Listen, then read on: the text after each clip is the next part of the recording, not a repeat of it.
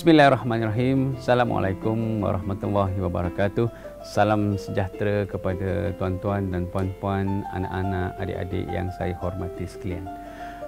Pada sesi ini saya akan berkongsi tentang sebuah topik yang menyentuh tentang apa yang dipanggil personal currency.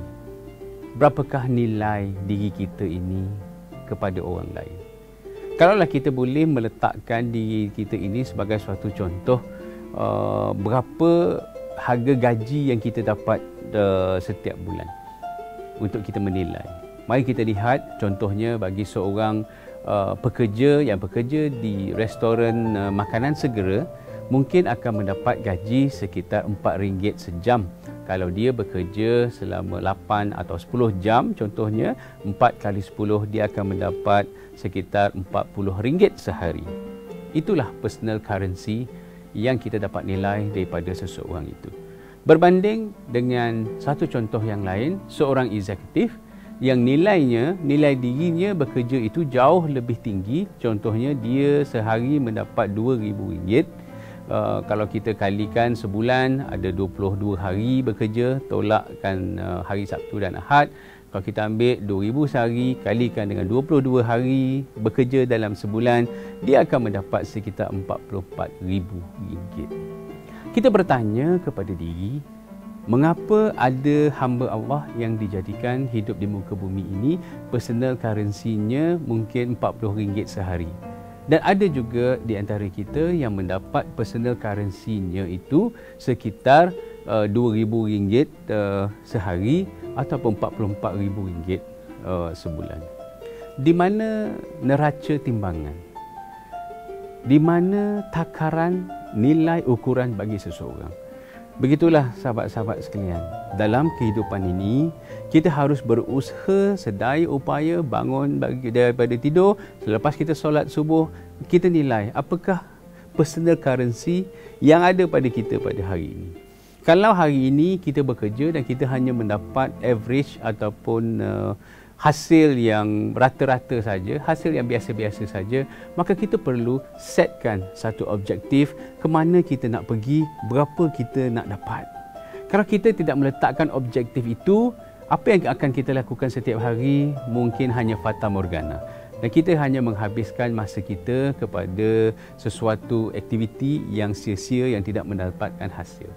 Untuk kita mendapatkan nilai personal currency kita yang tinggi, kita harus pertama belajar, mendapatkan diploma, mendapatkan ijazah, mendapatkan masters, mendapatkan PhD, supaya kita nilai currency kita itu akan menjadi jauh lebih tinggi. Bukan itu saja, kita meningkatkan personal currency kita dengan kita acquire skill-skill yang baru. Contohnya kita belajar tentang NLP, kita belajar tentang hipnosis, kita belajar tentang aura, kita belajar tentang banyak-banyak ilmu yang ada di muka bumi supaya personal currency kita itu semakin lama semakin tinggi. Dan kita bukan saja memanfaatkan diri kita, tetapi kita boleh memanfaatkan orang lain, memanfaatkan ummah. Dan personal currency bukan sahaja dinilai dengan nilai wang, berapa yang kita dapat upah pada setiap bulan. Personal currency kita jauh lebih meningkat apabila kita menghargai sebuah persahabatan.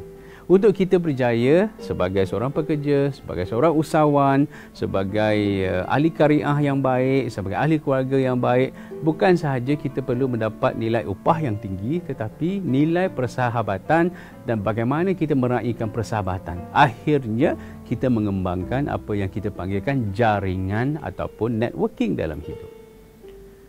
Kalau kita ingin berniaga tetapi kita tidak punya jaringan, kita tidak punya networking yang baik, bagaimana kita boleh mengembangkan sebuah perniagaan? Kita tidak mampu berniaga hanya syok-syok sendiri, hanya dengan kita saja yang begitu excited nak buat, tetapi kita tidak fokus kepada pemasaran dan sebagainya. Begitu juga dengan relationship, personal relationship yang kita ada dengan orang yang kita sayang. Kalau kita tidak berusaha dan meningkatkan dari masa ke semasa personal currency kita di hadapan orang yang kita sayang, bagaimana kita boleh earn some respect daripada mereka? Bagaimana mereka boleh menghormati dan menyayangi kita? Kalau kita melakukan sesuatu yang mencampakkan diri kita kepada kehinaan, personal currency kita juga akan jatuh jauh menurun dan meruduh.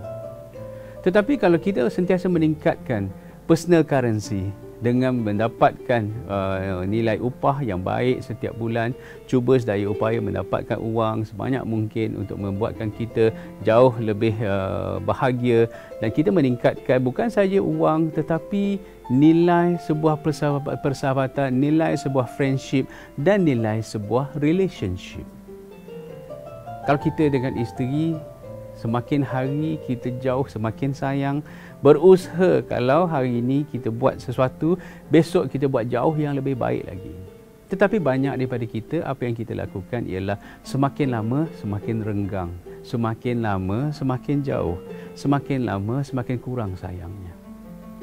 Nah, kita harus berusaha dan berikhtiar. Ini isteri kita, amanah kita, ini suami kita, ini amanah kita, ini anak kita, ini amanah kita daripada Allah Subhanahu Wa Taala.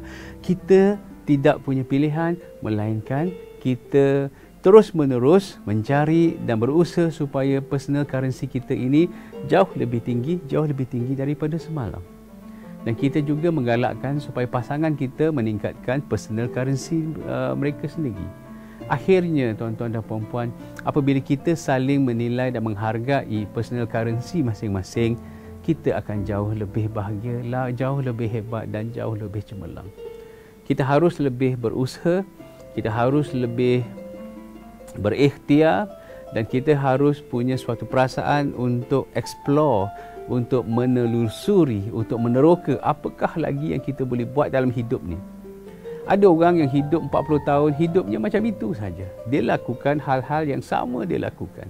Sedangkan untuk kita mendapat sebuah kepribadian yang baru, kita harus melakukan sesuatu yang ekstra.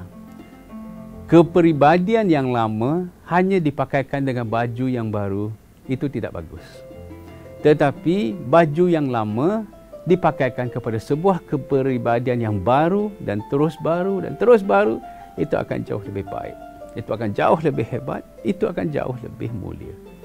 Justru kita tidak harus fokus saja ke arah materialism, tetapi kerohanian juga kita harus pertingkatkan.